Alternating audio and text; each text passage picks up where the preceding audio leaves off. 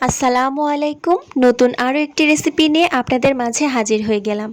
আজকে স্পেশালি মিষ্টিপ্রিয় মানুষদের জন্য মজার একটি মিষ্টি রেসিপি নিয়ে এসেছি, আর সেটা হলো গোলাপজামুন মিষ্টি। আর আজকের এই গোলাপজামুন মিষ্টিগুলো কিন্তু হতে যাচ্ছে নো ফেল একটা গোলাপজামুন মিষ্টির রেসিপি। আমি চেষ্টা করেছি পারফেক্ট একটা মেজারমেন্ট সহ এবং অসংখ্য টিপস দেওয়ার মাধ্যমে আজকের এই গোলাপজামুন মিষ্টির রেসিপিটি শেয়ার করার জন্য, যাতে আপনাদের মিষ্টিগুলো বানাতে গেলে কোনো ধরনের কোনো সমস্যা না হয় এবং আপনারা যেন মিষ্টি বানাতে কোনোভাবেই ব্যর্থ না হন।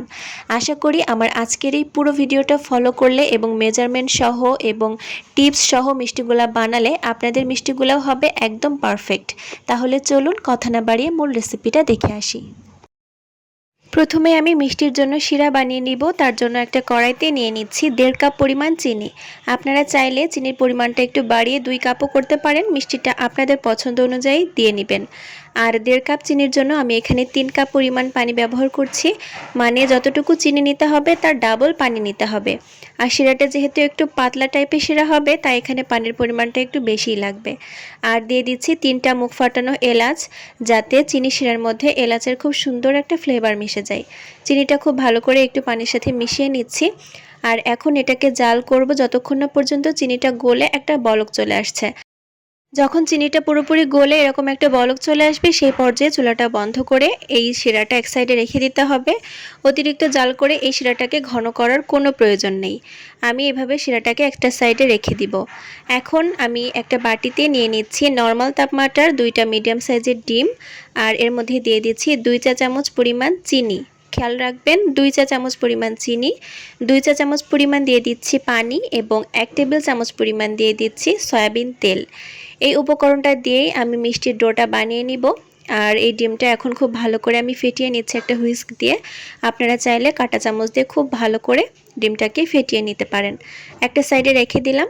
এখন মিষ্টি বানানোর জন্য আমি আজকে ব্যবহার করছি গুঁড়ো দুধ। আমি মেজারমেন্ট কাপের 1 কাপ পরিমাণ গুঁড়ো দুধ নিয়েছি এবং বাইন্ডিংয়ের জন্য নিয়ে নিচ্ছি 1/2 কাপ পরিমাণ ময়দা।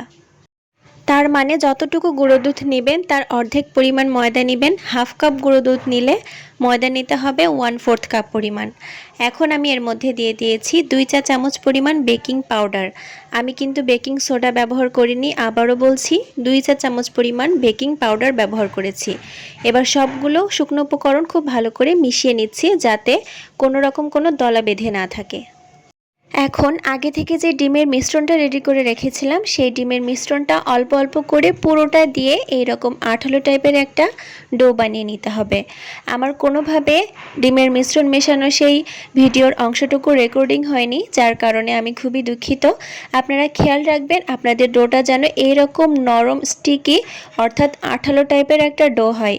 ঠিক এইরকম না হলে কিন্তু মিষ্টিগুলো পারফেক্ট হবে না। শক্ত হয়ে গেলে কিন্তু মিষ্টিগুলো কোনোভাবেই পারফেক্ট হবে না। এই পর্যায়ে এসে আমি 1 টেবিল চামচের মতো ঘি ব্যবহার করেছি এবং ঘিটা দেওয়ার পর আবারও আলতোভাবে ডোটাকে মাখিয়ে নিচ্ছি।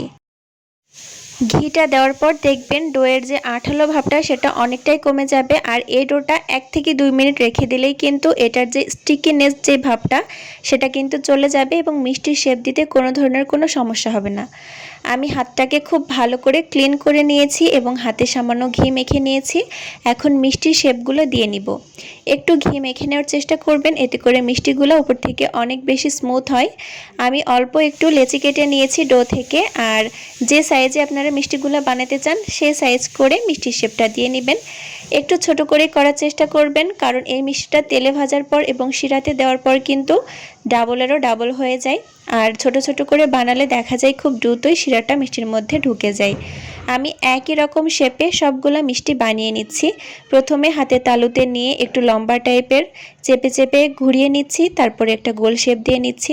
দেখতেই পাচ্ছেন কোনো ধরনের কোনো ফাটল বা ক্র্যাক কিন্তু নেই। ফাটল থাকলে কিন্তু মিষ্টিগুলো তেলে ভাজার পর ফেটে যেতে পারে। একই রকম করে আমি সবগুলো মিষ্টি বানিয়ে নিয়েছি। আর এবার এগুলোকে তেলে ভেজে নিব। তেলে ভাজার জন্য একটু ডুবো তেলে নিতে হবে, আর এই তেলটাকে একদম কুসুম গরম রাখতে হবে। গোলাপ জামুনগুলা তেলে ছাড়ার আগে এভাবে হাতের তালুতে আরেকবার নিয়ে ভালো করে রাউন্ড শেপটা দিয়ে নেবেন। যেহেতু এগুলা বানিয়ে রাখা হয়েছিল বেশ কিছুক্ষণ, নিচ থেকে চ্যাপটা হয়ে যাবে, সেক্ষেত্রে তেলে ভাজার পরেও কিন্তু চ্যাপটা ভাবটাই থেকে যাবে, পুরোপুরি গোল হবে না। তাই আবারও হাতের তালুতে নিয়ে গোলাপ জামুনগুলোকে আরেকটু গোল শেপ করে নিতে হবে।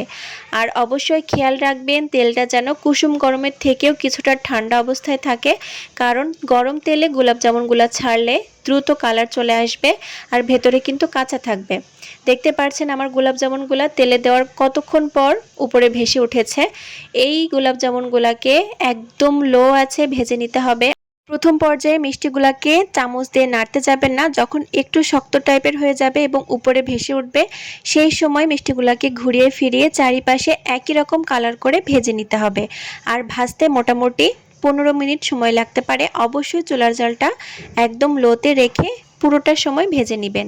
এক ব্যাচ মিষ্টি ভাজার পর অন্য ব্যাচ মিষ্টি ভাজার আগে এই তেলটাকে কিন্তু আবারও ঠান্ডা করে কুসুম গরমের থেকেও ঠান্ডা পর্যায়ে এনে তারপরে মিষ্টিগুলো ভাজবেন। এবারে এই ভেজে নেওয়া গোলাপ জামুনগুলোকে তেল থেকে ওঠানোর সঙ্গে সঙ্গে এই গরম থাকা অবস্থাতেই আগে থেকে তৈরি করে রাখা সেই ঠান্ডা শিরার মধ্যে দিয়ে দিতে হবে। খেয়াল রাখবেন কোনোভাবেই শিরাটা যেন গরম না হয় আর মিষ্টিটা যেন ঠান্ডা না হয়। সব সময় খেয়াল রাখবেন মিষ্টিটা গরম থাকবে এবং এই শিরাটা থাকবে একদম ঠান্ডা বা কুসুম গরম। গরম শিরার মধ্যে যদি গরম মিষ্টি দেন সেক্ষেত্রে কিন্তু আপনার মিষ্টি কুঁচকে যাবে এবং ভেতরে শক্ত হয়ে যাবে।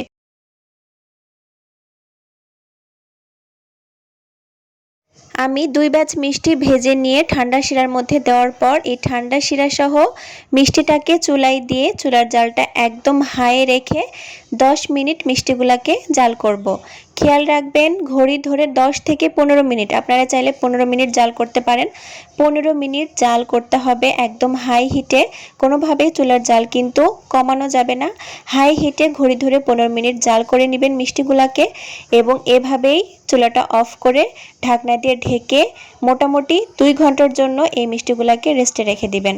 আমি চুলা থেকে মিষ্টিগুলাকে নামিয়ে ঢাকনা সহই এটাকে রেস্টে রেখে দিব 2 থেকে 3 ঘন্টা, যতক্ষণ না পর্যন্ত মিষ্টিগুলো পুরোপুরি ঠান্ডা হয়ে শিরাটা সোপ করে নিচ্ছে। আমি 2 ঘন্টা পর ঢাকনাটা উঠিয়ে নিয়েছি। দেখতেই পাচ্ছেন আমার মিষ্টিগুলো কিন্তু সম্পূর্ণ শিরাটা একদম চুষে নিয়েছে। আর মিষ্টিগুলো ঠিক কতটা সফট হয়েছে দেখে নিশ্চয়ই বুঝতে পারছেন। হাত দিয়ে একটু চাপ দিলেই কিন্তু এটা একদম দেবে যাচ্ছে আর ভেতরে কিন্তু চিনি শিরা খেয়ে একদম রসে ভরে টইটম্বুর হয়ে গিয়েছে। আপনারা যদি সারা রাত এই মিষ্টিটাকে রেস্টে রেখে ফ্রিজে রাখার পর সার্ভ করেন সেক্ষেত্রে গোলাপ জামুনগুলা খেতে বেশি ভালো লাগবে। আমি একটা মিষ্টি আপনাদেরকে একটু কেটে দেখাচ্ছি। মিষ্টিটা পুরোপুরি চিনি শিরা খেয়ে একদম রসে ভরে টইটম্বুর হয়ে গিয়েছে।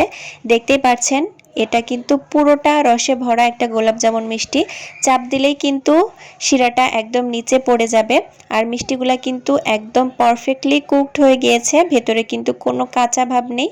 আশা করি আমার আজকের এই রেসিপি ফলো করে আপনারা বাসায় গোলাপ জামুনগুলো ট্রাই করবেন এবং অবশ্যই আমাকে কমেন্টের মাধ্যমে জানাবেন। নতুন কোনো ভিডিও নিয়ে আবারও হাজির হয়ে যাব। আল্লাহ হাফেজ।